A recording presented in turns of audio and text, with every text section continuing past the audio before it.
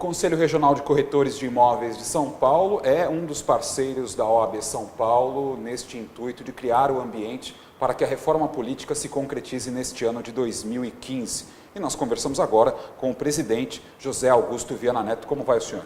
Bem, ótimo. Obrigado por nos atender. Em primeiro lugar, dentro da política hoje em dia, o que o senhor enxerga como maior absurdo, o que merece aí atenção para que seja modificado? Bem, eu acredito que o maior problema que passamos atualmente, que precisa ser rapidamente combatido, é a questão da corrupção.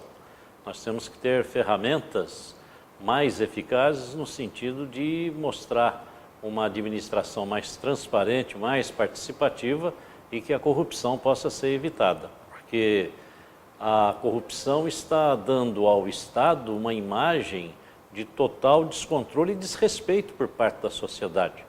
E começa a sentir que as instituições ficam desrespeitadas. Então, a questão da corrupção eu considero hoje o ponto mais importante. A categoria profissional que o senhor representa, os corretores de imóveis, são afetados pela corrupção? Mas sem dúvida nenhuma.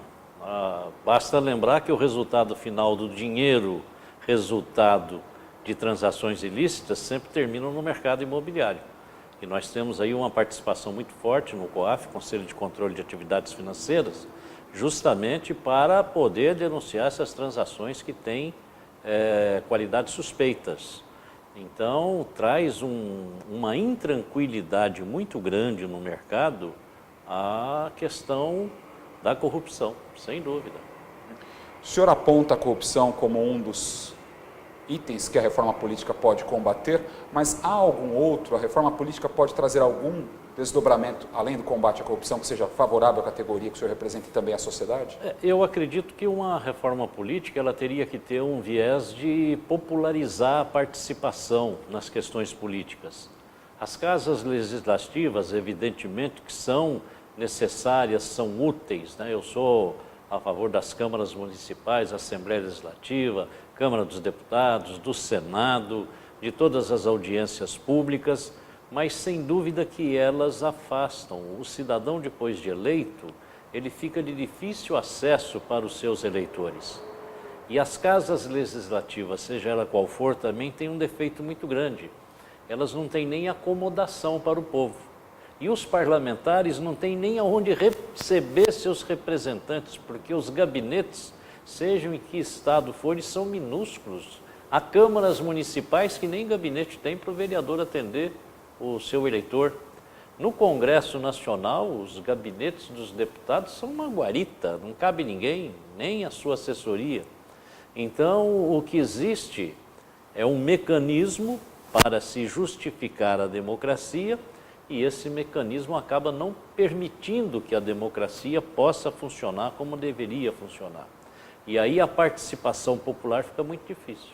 Sem uma representatividade, através de um sindicato, federação, confederação, um conselho profissional, uma associação, uma entidade que tenha força política, o cidadão comum não consegue chegar lá, ele nem sabe como chegar. Então, uma reforma política tem que passar pela popularização da participação das pessoas nas decisões políticas. Além da reforma política, o Brasil demanda outras reformas. Aí podemos falar de reforma tributária, também reforma administrativa.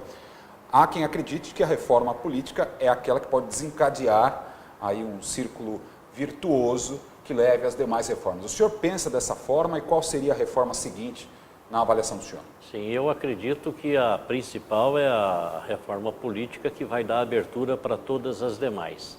Nós temos que buscar uma reforma também na questão da administração pública.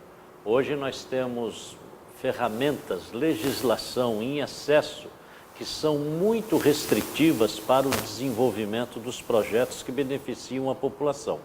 E eu cito uma delas, a Lei 8666 de 93, que é a Lei das Licitações. Ela veio para controlar a aquisição de bens e serviços por parte do poder público, dar mais transparência e maior participação dos eventuais interessados. Mas já é uma questão tão bem colocada na própria Constituição que eu não vejo utilidade nenhuma para essa lei, a não ser aquela de trazer atrasos, encarecer a administração, né, porque ela faz com que tudo fique mais demorado, tudo acaba ficando mais caro, e aquilo que o gestor público consegue adquirir mais barato, acaba no futuro tendo que abrir outra licitação, porque o fornecedor não vai entregar, não tem capacidade de realizar, gera um impasse jurídico fora do comum. Os tribunais aí estão abarrotados de ações judiciais por questões da Lei 8666, tribunais de contas estão todos apinhados de processos por conta dessa lei. Então eu acredito que a reforma administrativa, a visão do direito no poder público também tem que ser alterada. Para concluir, de que maneira o senhor acredita que o Conselho Regional de Corretores de Imóveis pode contribuir aí com a OAB São Paulo para esse movimento em favor da reforma política? O Conselho Regional de Corretores de Imóveis, nesta oportunidade, está com a responsabilidade de coordenar a Câmara de Profissionais registrados em Conselhos e Ordens no Estado de São Paulo, que congrega os 30 conselhos de fiscalização.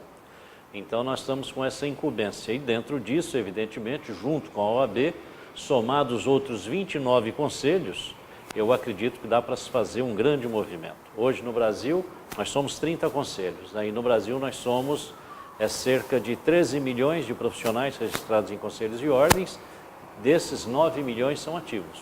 Então eu acredito que é uma massa crítica suficiente para poder provocar a sensibilização aí das autoridades quanto às necessidades.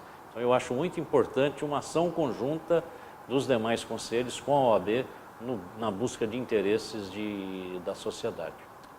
José Augusto Viana Neto, presidente do CRES São Paulo, obrigado pela entrevista. Eu é que agradeço a oportunidade. Muito obrigado.